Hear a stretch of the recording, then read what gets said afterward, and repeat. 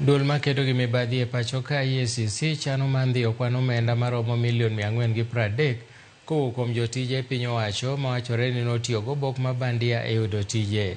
Kaluwore gi EACC, nitiere oboke moko ma bandia mag somo ma kwan gi romo 549 mosefwenyore, kendo omenda magichano ndhiyo en osara ma jotijego oseyudo chakre ne ndikgi e tije.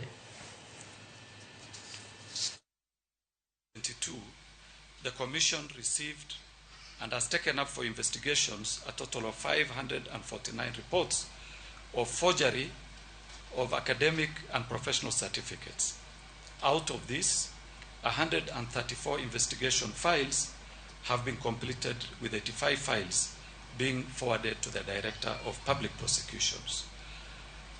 And 33 are pending in court currently as we sit here.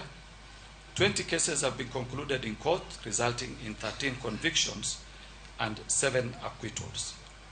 Apart from the prosecutions or administrative action taken against the suspects by the entities, the Commission has also prioritized the recovery of salary of any other benefit derived on the basis of employment acquired through fake certificates.